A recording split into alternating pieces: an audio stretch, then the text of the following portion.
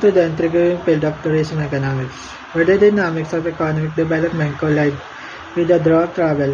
In this in-depth analysis, we explore the complex ways that tourism contributes to global economic growth and significant effects on travel destinations.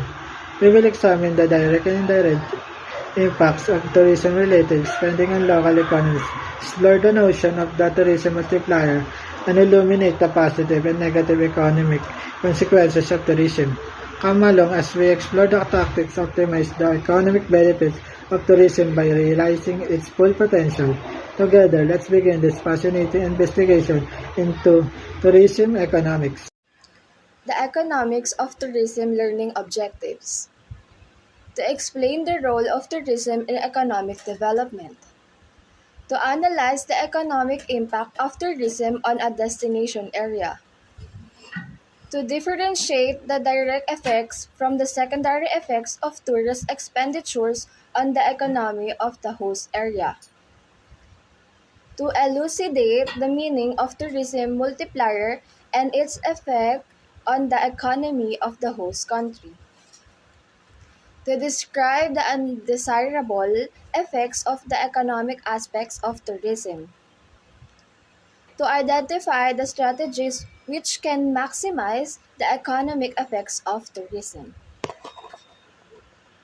In tourism and hospitality consumer, thereby eliminating the frame costs for the except in cases in which the airline use and for those of the tourism receiving country. The demand of pleasure of travel. This is mean that changes in the price income will change and demand of pleasure of travel. By using specific fiscal measures, the exporting or tourist receiving country can manipulate exchange rates. Fiscal measures such as adjusting taxes, government spending, or subsidies can impact countries' overall economic health, which in turn can influence its currency values relative to others. Tourism is a multifaceted industry that can directly affect several sectors in the economy and directly affect many others. Tourism is a vital industry with far-reaching impact. Not only does it directly support sectors like hospitality, transportation, and entertainment, but it also directly stimulates growth in areas such as retail, infrastructure development, and cultural preservation. Tourism brings many more monetary benefits and costs than other export industries. Although there are benefits to tourism such as economic possibilities, infrastructure development, cultural interaction, there are also environmental and cultural issues associated with it. Compared to conventional exports, it has a complex impact on people, environments, and cultural heritage, making its effects multiple and frequently more difficult to measure. Tourism stimulates local economies by spending from non-local visitors. Tourist expenditures are vital for economic growth in visited areas. It promotes tourism to earn foreign currency which is reinvested to sustainable economic development. Direct and secondary effect. Direct and secondary effects is a tourist expenditures received as income by a business have a direct effect on the economy of the host area. Indirect or secondary effects means that the money paid by tourists to businesses are income used to pay for supplies, items used in producing the product or direct services brought by tourists. Direct effects are the change in economics activity during the first round of spending. This tourism multiply effect describes how an exogenous rise in demand affect both the national income and product. Let us take an example where the demand for investment rises by 1. Determine where the tourist spot dollar is spent. The tourist dollar periodically allocated towards the various sectors such as accommodation, dining, transportation, attraction, shopping, and entertainment with a specific distribution influenced by factors including destination, popularity, local infrastructure, cultural offerings, and individual traveler. Represents all contribution of shopping, the economic impact tourist is given in region.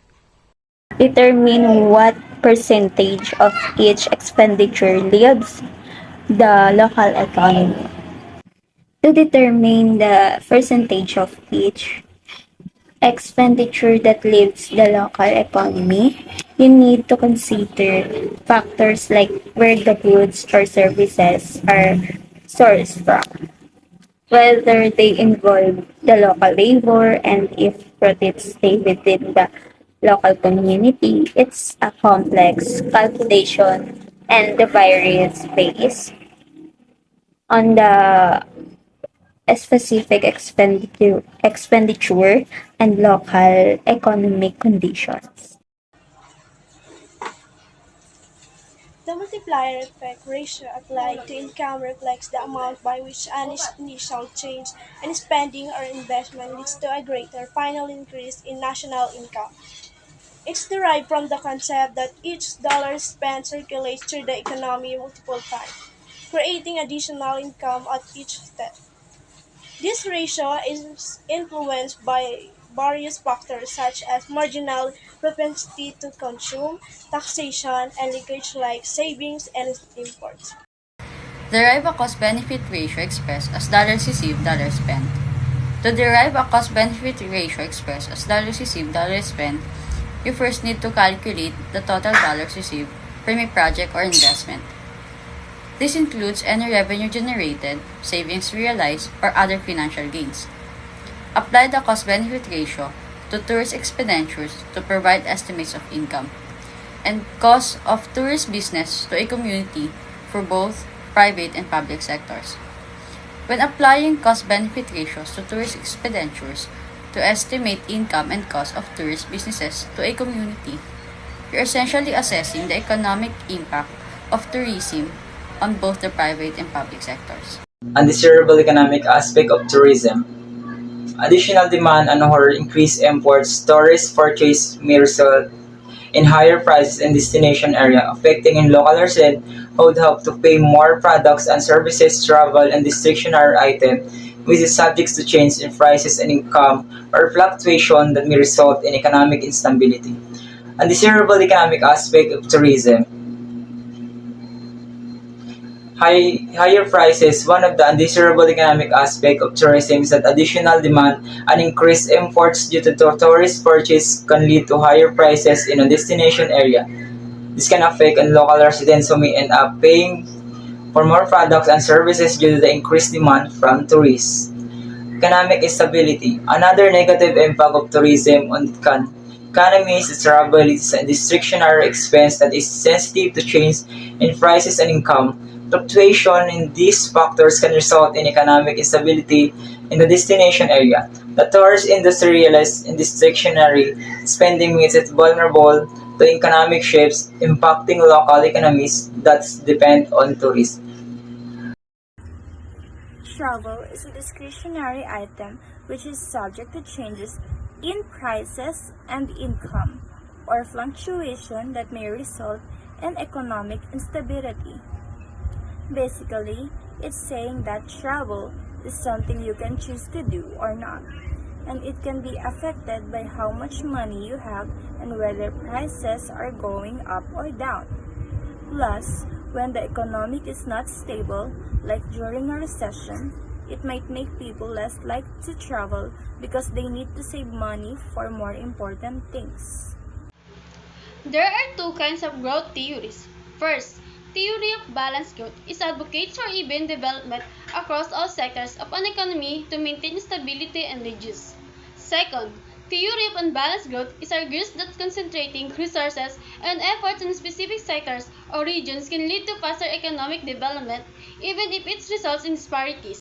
Economic strategies, incentives, Economics incentives are tools by government or organizations to encourage certain behaviors or actions.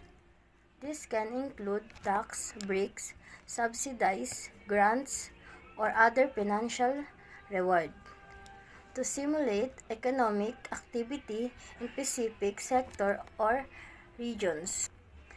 2. Import substitution. This strategy involves promoting domestic production of foods that are currently being imported. The goal is to reduce dependency on foreigners. Import strengthen domestic industries, create employment opportunity, and improve the balance or trade. 3.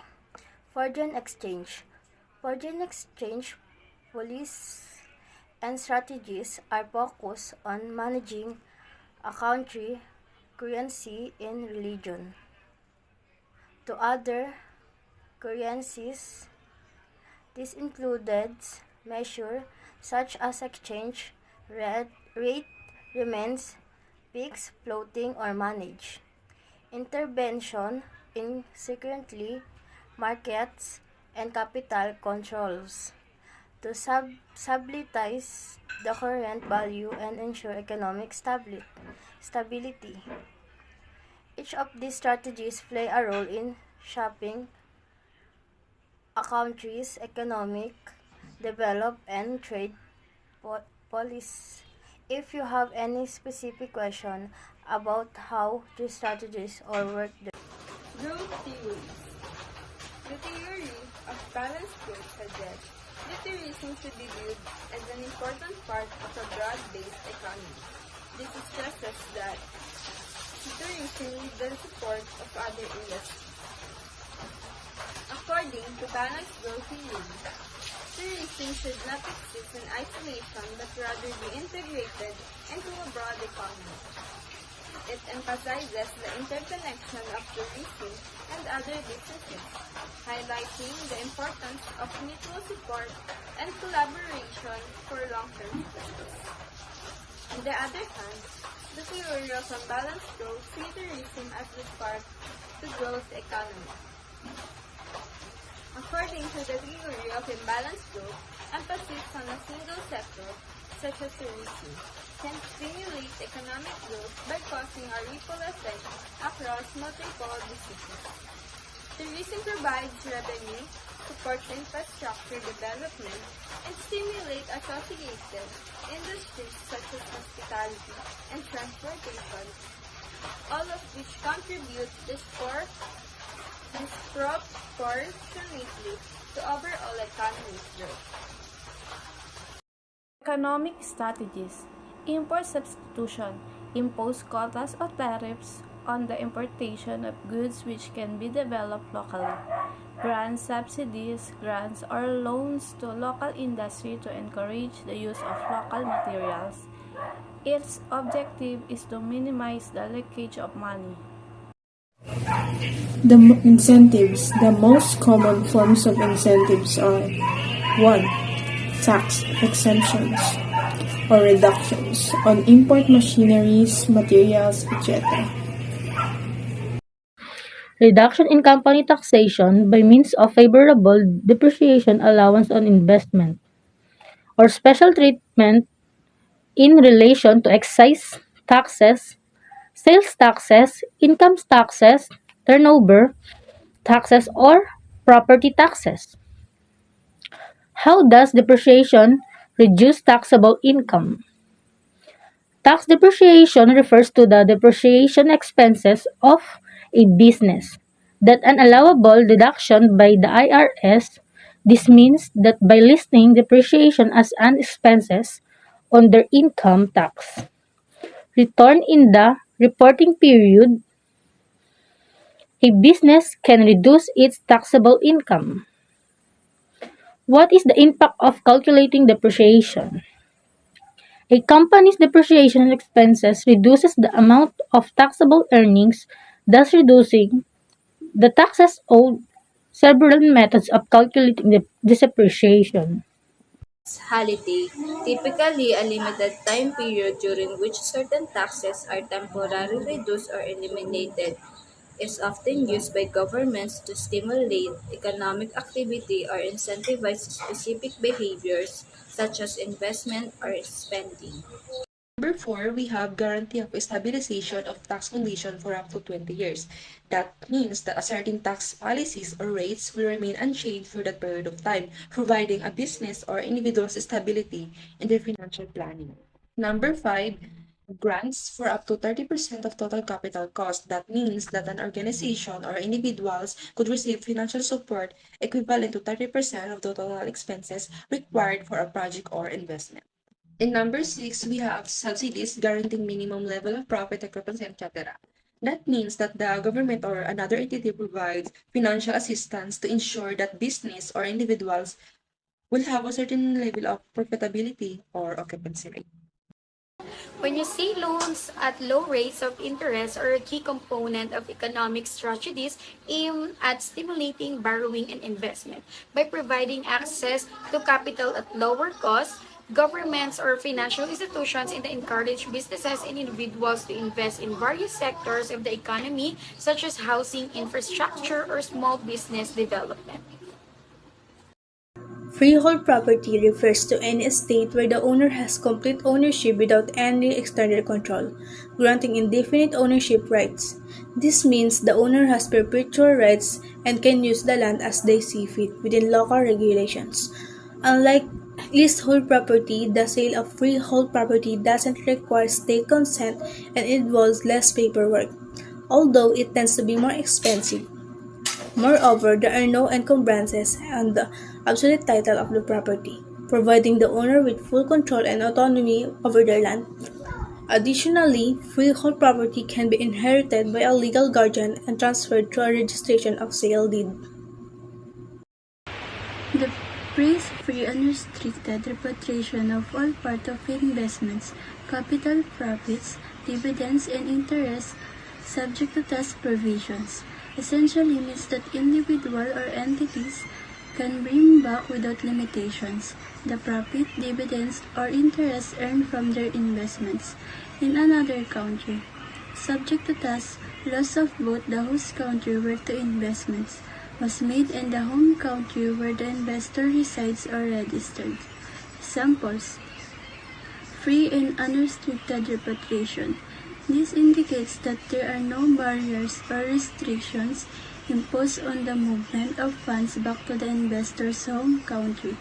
They are free to repatriate their earnings as they see fit. Number 10. A guarantee against the nationalization typically refers to a commitment by a government or an organization to protect foreign investment or asset from being taken over or seized by the state. Nationalization occurs when a government takes control of privately owned assets or industries, converting them into states or public ownership. Governments may offer guarantees against nationalization to encourage foreign investment in their countries by providing assurance that the investment will be secure and not subject to expiration. These guarantees can take various forms such as legal protection, bilateral investment treaties, or investment insurance. Many countries have placed restriction on spending in order to maximize foreign exchange earnings. By placing restriction on spending, countries' aim is to ensure that tourists' money is spent within the local economy. This helps boost local businesses, create jobs, and it contributes on economic growth. Every time a tourist visits a country, they must pay for goods and services using the currency of the host country. Therefore, a tourist must exchange the currency of their home country for the local currency. Currency exchange of this kind is one of the demand factor for a particular currency. That's our presentation for Chapter 2. Thank you for your time.